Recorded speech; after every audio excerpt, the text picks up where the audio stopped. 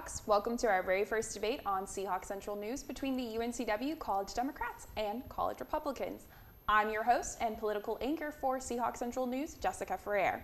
Tonight's debate is a little different from the presidential and vice presidential debates we've seen in the past few weeks.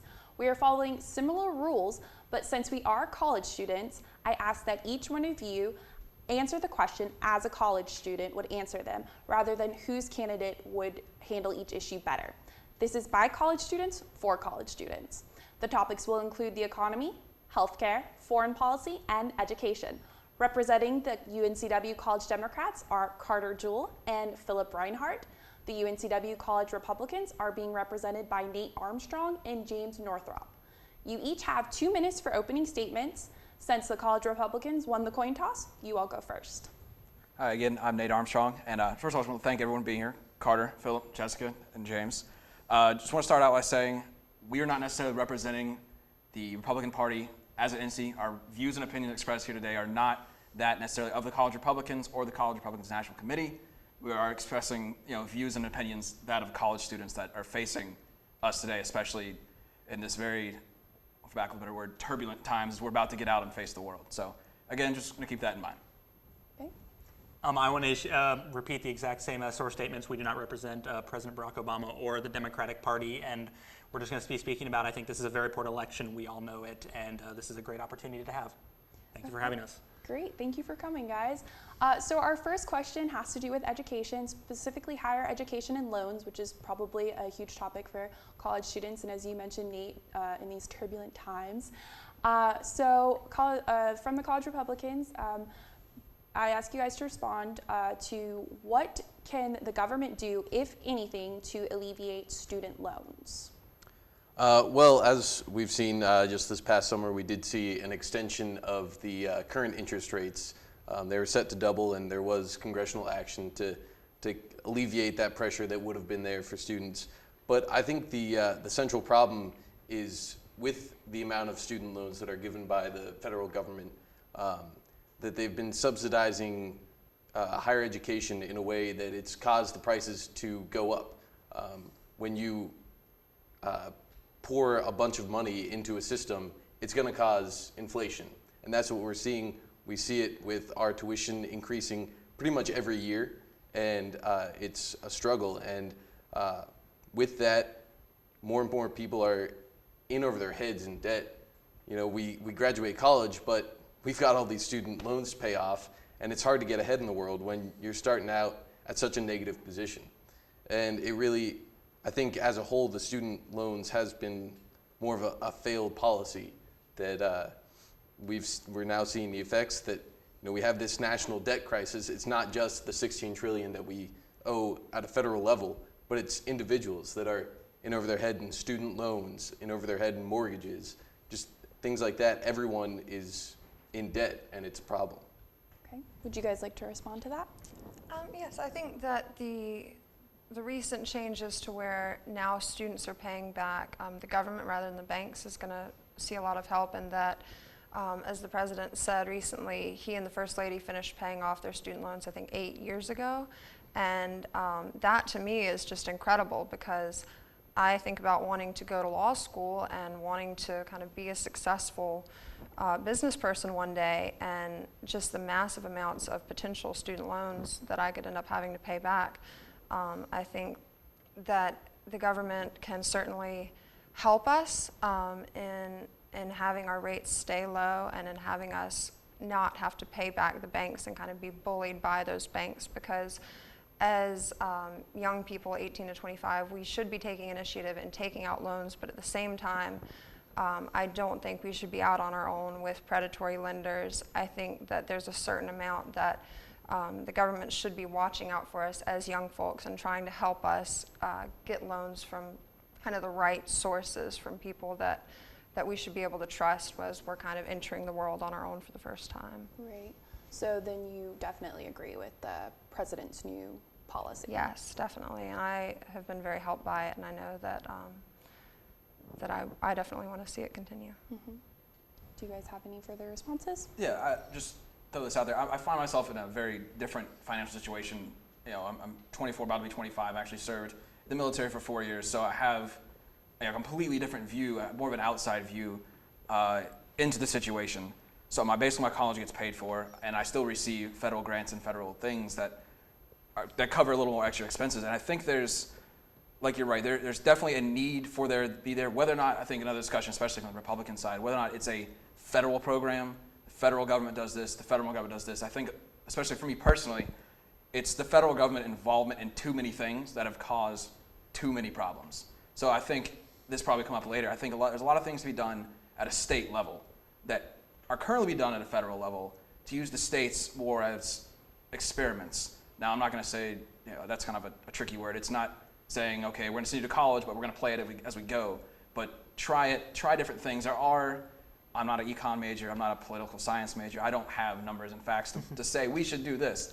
But I feel like there are options and things that aren't necessarily being explored. I wouldn't want to put all my eggs in one basket by taking money from one entity like that.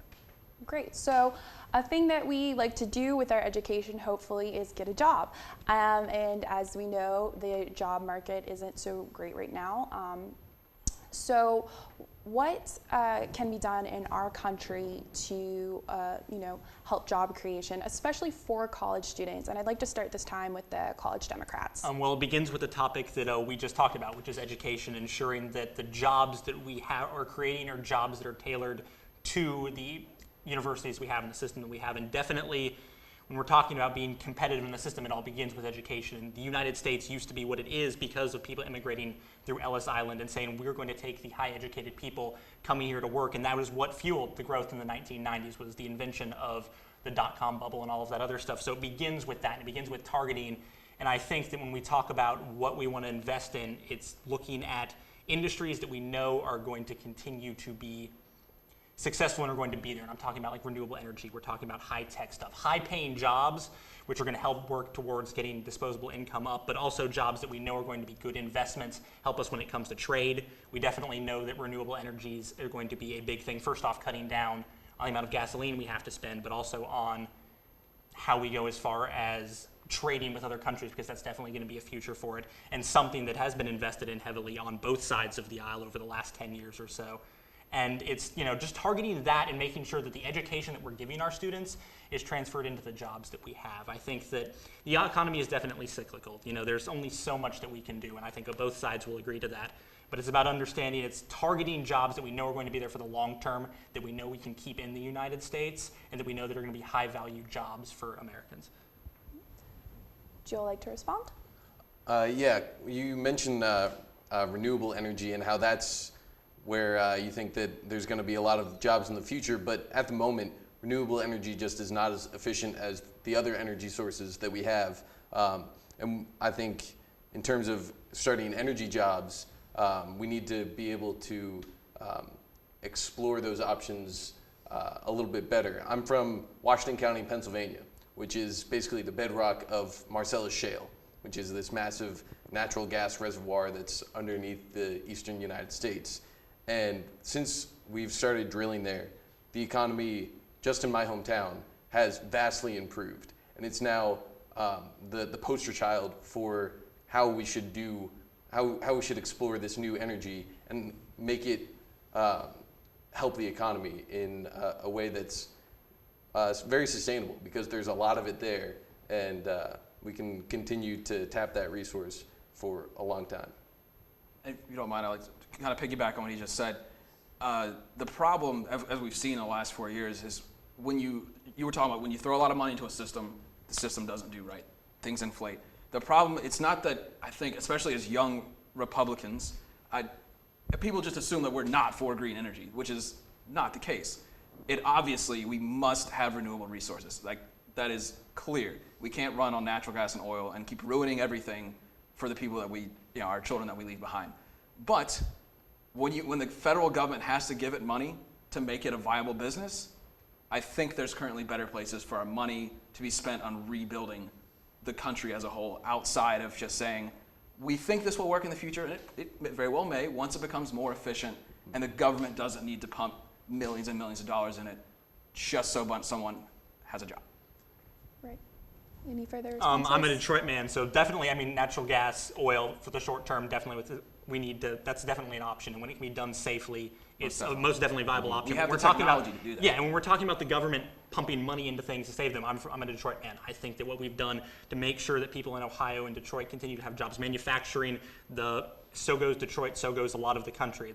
They grew with the auto industry, and it will fall with the auto industry. And I know that there's a lot of people there who are thrilled with the fact that we've reinvested in that. And green energy is just one of the options of looking towards the future. If you want to talk about looking long-term in trade investments, we're thinking about the fact that China's already invested in this stuff. And if we're talking about losing trade wars now, we also have to be looking at the trade wars that are coming up. And renewable energy is one of those. Manufacturing continues to be one for the foreseeable future.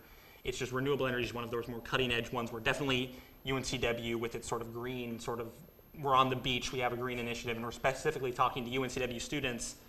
The environment is going to be an area where we're going to be putting people into the system for jobs. Right. I'd say for the short term, the technology is just not there for the green energies, for that to be a reliable way for us to try to grow the economy.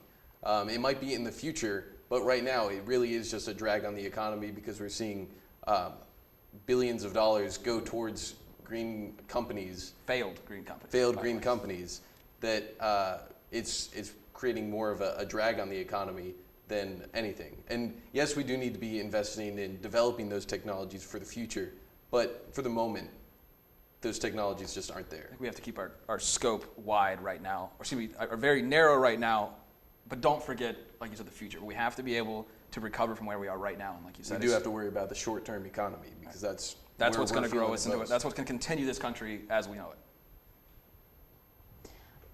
Well, definitely, we are at a green school, so I think that many students will either sympathize or maybe not with either of your statements.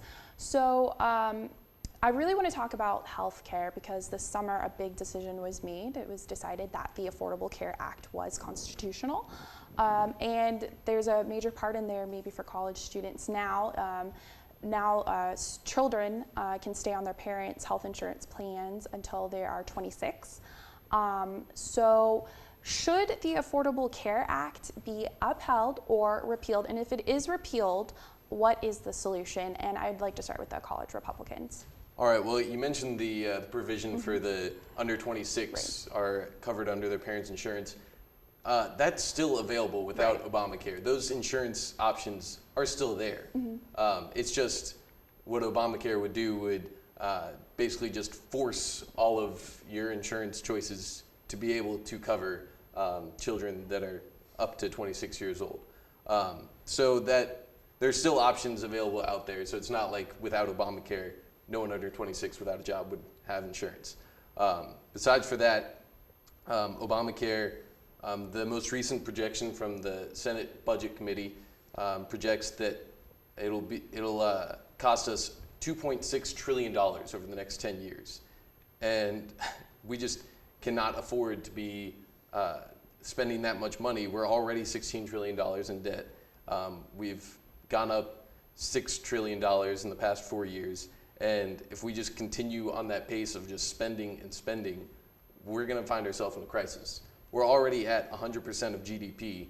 What happened in Greece, that happened when their national debt was at 125% of GDP. If in the next 4 years, the trend continues from the past 4 years, we'll be at 146% of GDP, the national debt.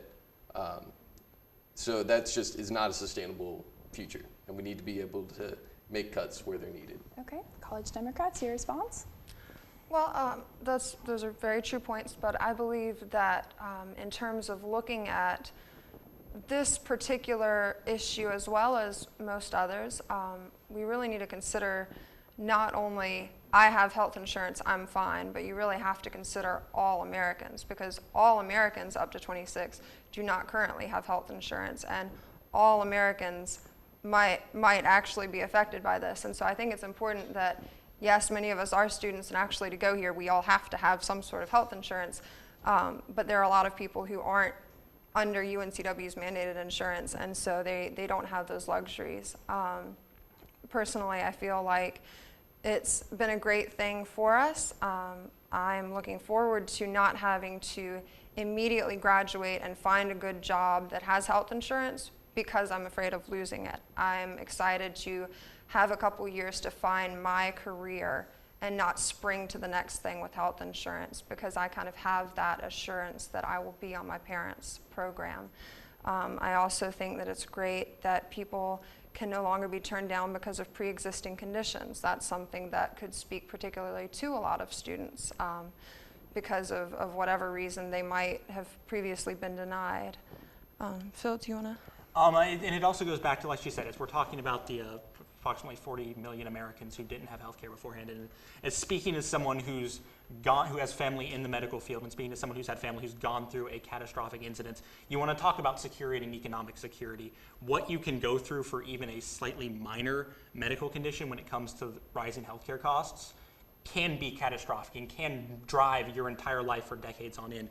So when it talks about individuals being able to go out and get together, people who don't have health care, and join these pools that we hear being talked about a lot, to go together and bargain competitively for things, I think that, speaking as someone who's been through the medical system, who's seen the medical system, that's just an amazing security for people to know that I'm not all alone in this. I have the ability to go for competitive, and the fact that I'm going to be able to have health care insurance for catastrophic incidences is definitely, I think, a relief, not just for college students, but for everyone. But specifically the 26 staying on that is, I think, a great thing for college students, and one that's going to make sort of transitioning out of college a little more comfortable, a little easier. I think quickly, before we move on to the next topic, I want to hear what you guys would offer as a solution if the Affordable Care Act was repealed. Well, this is not it's a topic of expertise, but again, I'm going to step back a little bit. And again, the states, we'll light a fire under ourselves on here. Romney we'll call it Romney Care. And it is working to an extent. I think it is an excellent example of other opportunities on the table, using the states, again, GOP state, we like states, using the states to be able to do something that the federal government just kind of needs to stay out of, in our opinion. The state can run that system more efficiently than a group of people in Washington, D.C. can mandate to millions of people across the United States.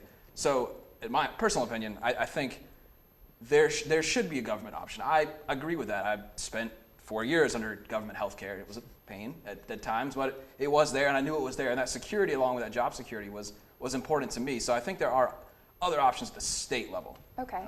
Yeah, that's great. So for the next topic, I think we're going to touch on really quickly is foreign policy. We've grown up watching what's going on in Afghanistan and Iraq. And tensions are rising in the Middle East. So specifically, what I want to know is what is the role of our government and other countries? And College Democrats, you can respond first. When we're using examples of specifically in the Middle East, I'd like to go back to the Operation the Desert.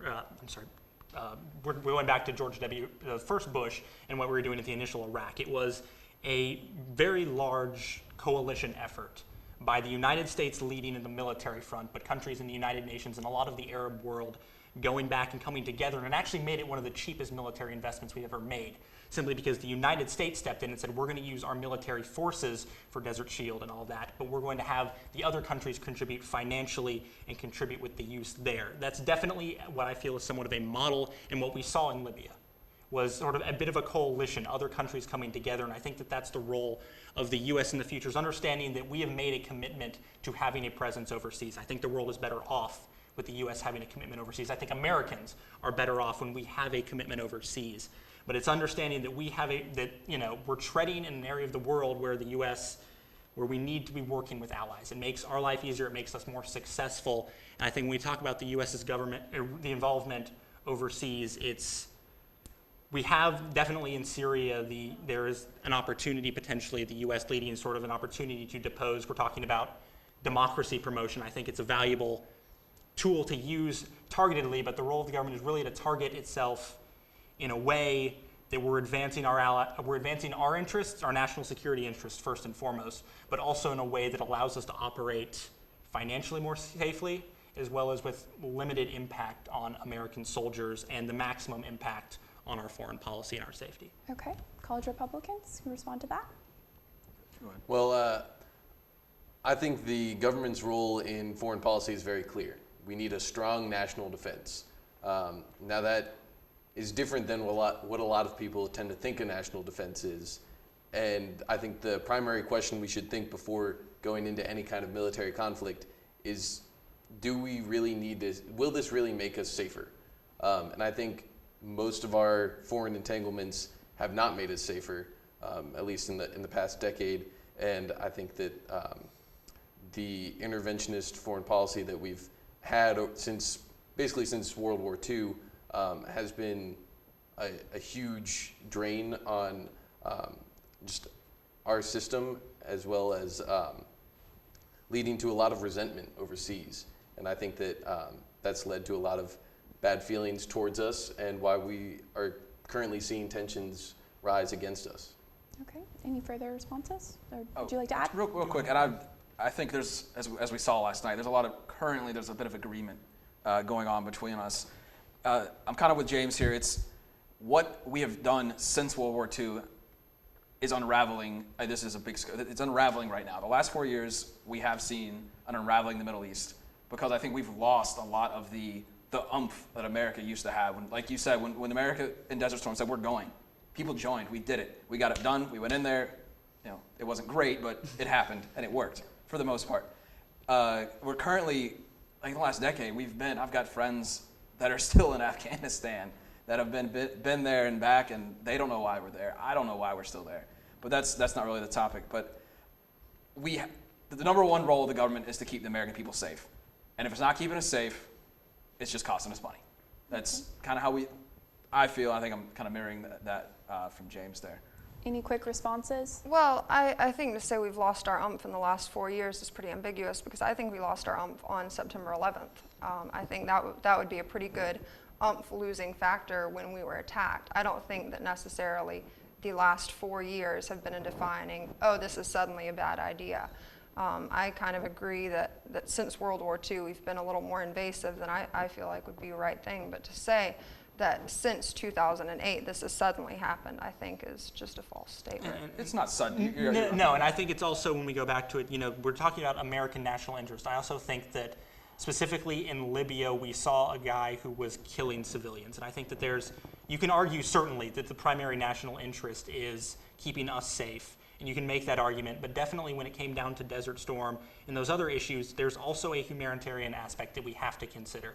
And I think that Libya and Desert Storm are definitely a model for that, perhaps more so than Iraq was. That's exactly what you're saying. With the coalition working together. And that needs to be America's focus going forward. And it goes back to building the credibility issue that we need there. No one, I don't think, can really sit here and predict how the Arab Spring is going to turn out. Right, and it looks like we're on a bit of agreement here, so just like the debate last night. Well, thank you guys again for talking about this. And for closing statements, I'd like each side to make a case why students should vote and be politically active. And since we started with the college Republicans, we'll start with you. All right, well, this is probably the most important election that any of us have ever participated in, simply because we'll be entering the workforce under the winning administration. We'll be out there looking for jobs and paying taxes depending on the outcome. And I think that's a really exciting opportunity, that we get to have a direct hand in our future, and as long as we get to make the right choice.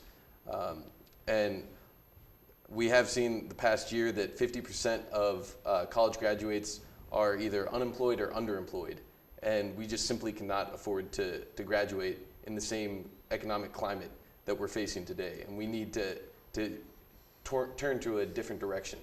And I think that it's important that people study the issues and get to know the positions of the candidates and really make a choice for themselves. And that's why it's important to be politically active. Okay, college Democrats? I'm going to just go ahead and say ditto to everything you just said. Completely agree. And also what I think is important for UNCW students to know is that they can vote right off campus at the Government Center this week. They can vote 9 to 5. It's so important. I'm not going to go over what you just said because I totally agree, but I think as a political science major, it is just so frustrating for me to see students in my own class learn about American government, learn about how it works, and argue about it to death in class, but not go out and vote. And it is so important that you go out and vote for the president and vice president, vote for the partisan races, and then vote for the nonpartisan judges. And I think that is just the most important thing we can do right now, because the young people really turned out in 2008, and that's when America kind of woke up and said, wow, we really have a powerful youth.